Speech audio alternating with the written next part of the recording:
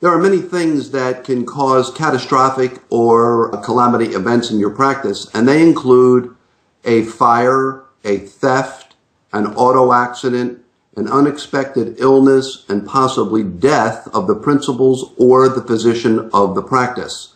When this happens, a chain of catastrophic events can occur, and you need to have several processes in place to be able to avoid the continuation of a catastrophe in your medical practice.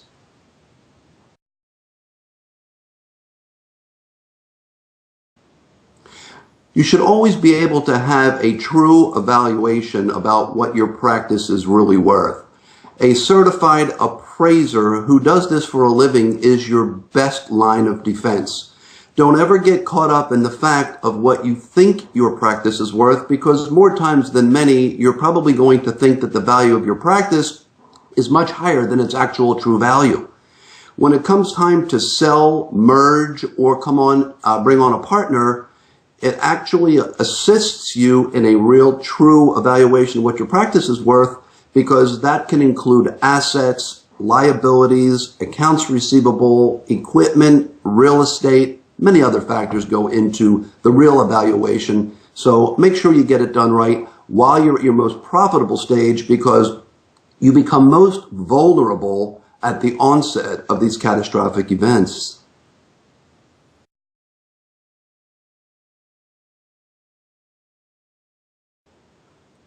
The first thing that I can say to you is always be honest. Don't try to pull the wool over anybody's eyes, because your patients, your employees will always know what's going on, and they're going to feel that they're being kept behind the 8 ball. Explain that you're there for them. Explain that you'll do everything that you possibly can to assist in the process going forward. But most importantly, be honest. You don't have to tell them all of the radical details, but just share with them that there is a process in place moving forward, that you're going to do everything that you can to assist them going forward.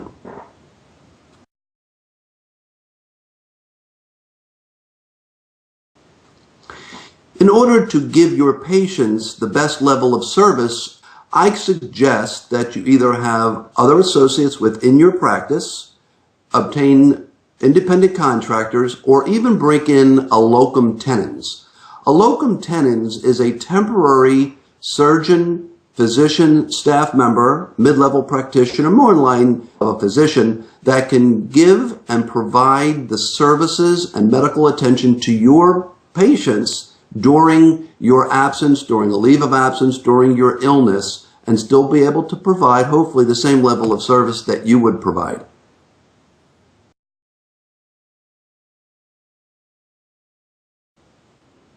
There are many forms of how you can structure your corporate entity, and many of it depends on the state in which your practice is. For example, you can incorporate it as a professional association or a professional corporation. This has good sides and it has bad sides. Let me explain a little bit later. You can also suggest that it becomes an INC corporation. You can schedule it as a limited liability corporation.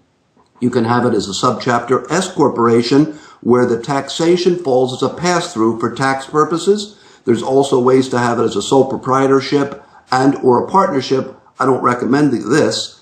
The problem with a professional corporation or a professional association is that in the event of your demise or permanent disability, if you have a family member that's involved in your corporation that is not a professional, for example, another physician, it becomes unlikely, or sometimes in some states illegal, for them to be able to own the practice. If it's a corporation or a limited liability corporation, they then can become the owner. But I would check with your attorney, I would check with your accountant, and I would check with the state and where your practice is to make sure that the legal ownership and the pass-through, not necessarily from the Internal Revenue's point of view, but from the state's point of view, from the Department of State, where your practice is located, falls within the confines of a pass-through.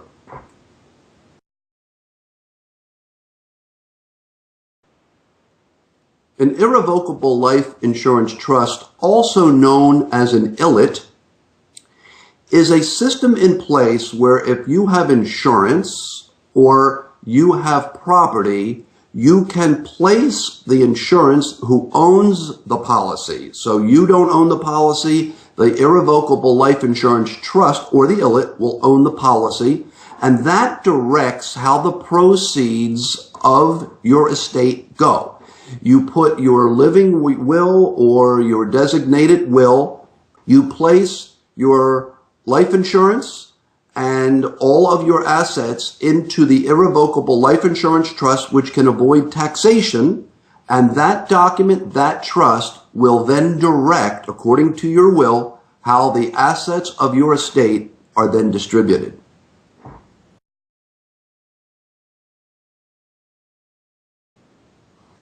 This is a very important part in a catastrophic situation, and people aren't aware of it until it's too late. Many times when you have a husband and wife or a wife and a husband in a practice, when you want to secure lines of credit or you want to secure a loan or a lease, the bank or finance company may ask for personal guarantees from both parties, even though the spouse may not be a professional. I suggest that the non-party, meaning the non-physician, the non-professional, if they're forced to sign as a personal guarantee, that they place a lien on the practice or on your receivables or on the specific equipment that the money is designated to purchase. This way, in the event of a catastrophic situation, then that person will, although they'll be financially liable because they signed as a personal guarantee, they then become a lien holder and can repossess or put a lien on the practice, the receivable, or the equipment that that money was used for. Otherwise, they could be held personally liable for that debt.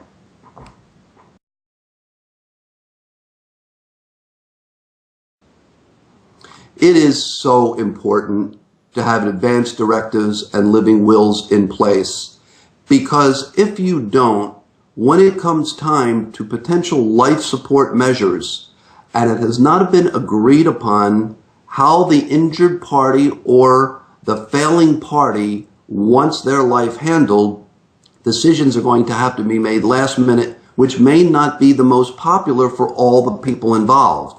The children can be upset. There can even be second and third marriage families. And you all want to be in line so that the person who is ill, the person who may become ill, or the person that becomes into a catastrophic situation has already expressed their personal interest in how they would want their life sustained, or more importantly, not sustained.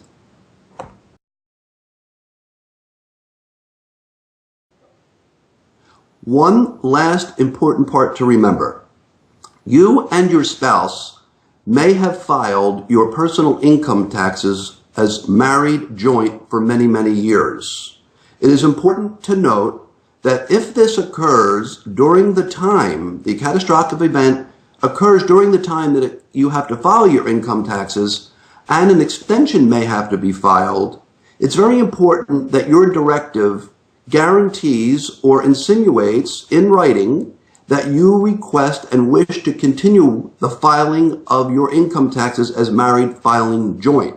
Situations may occur where the estate ends up filing single, which can be very detrimental to the surviving spouse. So make sure that in your advance directives and in your will that you specify in the event of your death that you also wish that your personal income taxes be filed married joint, and therefore that money will go to the surviving spouse and not towards expenses into the estate. It's very important because these are very financial related situations, and even in the best of times, your spouse will have a lot of debt that incurs due to your death. Many of them will be represented in your will, some of them will not. what you really want is what's best for everybody. Your spouse, your children, and any of your surviving family.